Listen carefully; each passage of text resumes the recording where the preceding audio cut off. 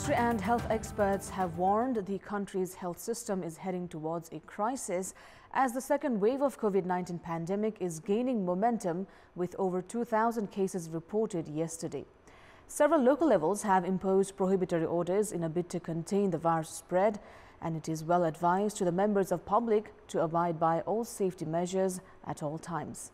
Good morning, I'm Sarah Sapsanama and these are the headlines of the hour.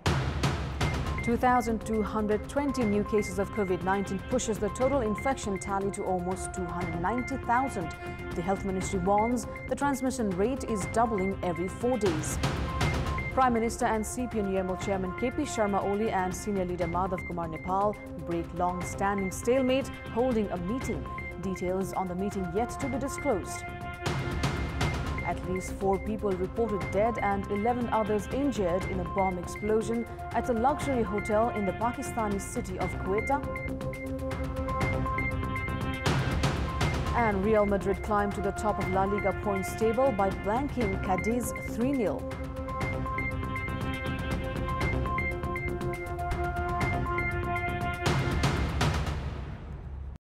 The total number of coronavirus cases in the country have reached 289,787, with 2,220 more individuals testing positive for the virus in the past 24 hours.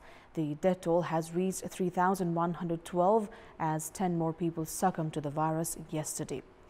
According to the Health Ministry, 8,844 samples were tested through the PCR method and more than 25% were confirmed positive for COVID-19. The active caseload stands at 10,582. According to spokesperson for the Health Ministry, Dr. Jageshwar Gautam, Nepal's COVID-19 infection rate is doubling every 4 days. Based on government statistics, the infection rate has gone up by 165% from last week and the death rate by 64% as the second wave of the pandemic grapples the nation. The local administration in Baque district has imposed a week-long prohibitory order in Nepalganj sub-metropolis from today amid rampant increase in COVID-19 infection rate. The district administration office Baque decided to enforce the prohibitory order at the recommendation of health experts. Members of the public are prohibited from holding gatherings within the sub-metropolis region. Air and land transport services have been allowed to operate with the requirement to comply with the government's COVID-specific health guidelines. Markets have been allowed to remain open from 6 a.m. to 9 a.m. for buying essential items.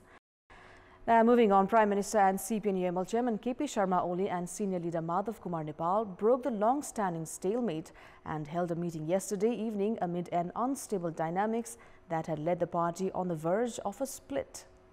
Both the leaders held a one-on-one talk for almost 2 hours in a hotel in the capital. However, both of them have maintained silence on issues tabled at the meeting. On Tuesday, the Premier had sought for clarification from Senior Leader Nepal and 27 lawmakers of his faction, alleging them of participating in anti-party activities. The Nepal faction, however, said that it would take the challenge head-on and even knock on the court doors if needed. Kathmandu Valley, along with other regions of the country, are experiencing light rainfall this morning. According to the Weather Forecasting Division, light to medium rainfall is occurring in the hilly regions of Bagmati, Gandaki, Karnali and Sudur Paschim provinces. According to the Forecasting Division, the effects of the westerly winds seen from Tuesday is causing the rainfall.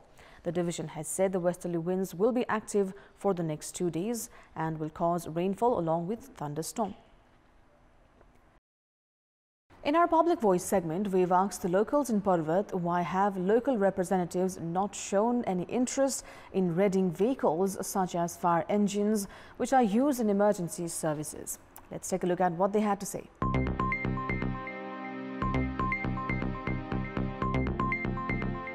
जडीबुटीहरु नष्ट भइरहेको बेला जंगल जनावरहरु नष्ट भइरहेको बेला स्थानीय सरकारले यो विषयमा ध्यान दिन अत्यन्त जरुरी छ। आफ्नो मान्छे र आफ्नो पार्टी मात्रै खोज्नु भयो, हामी जनताको लागि केही पनि खोज्नु भएको छैन। त्यसको लागि धेरै नै दुःख लागेको छ। दमकल मात्रै ल्याएर भन त्यसलाई दक्ष जनशक्ति पनि हुन आवश्यक रहेको महसुस छ।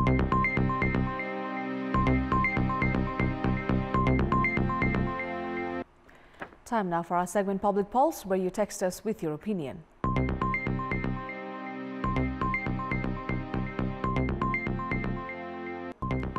question is, what should be done to contain the rapid spread of the COVID-19 infection?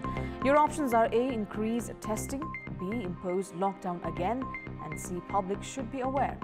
The voting is on. Type NEWS, select your option A, B or C and send it to 34001 to share your opinion with us. Time now for the sports news.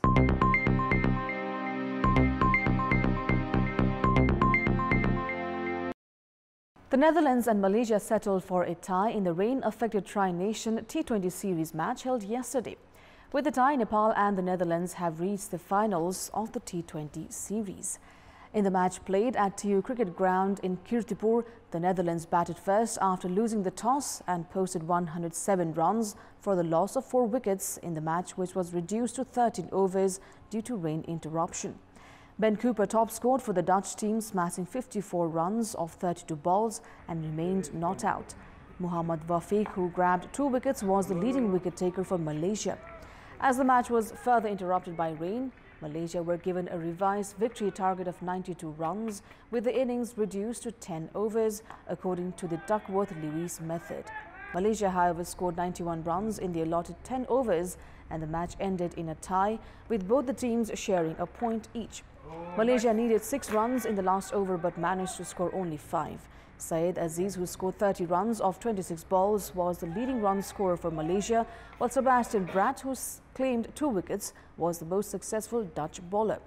The Netherlands have secured 5 points from 4 matches, while Nepal have 4 points from 3 matches, as both teams have reached the final, which will be played on Saturday. Malaysia have registered a point with yesterday's tie. Nepal still has a match to play against Malaysia today before Saturday's final. That's all for the moment. Thank you for watching. Have a great day ahead.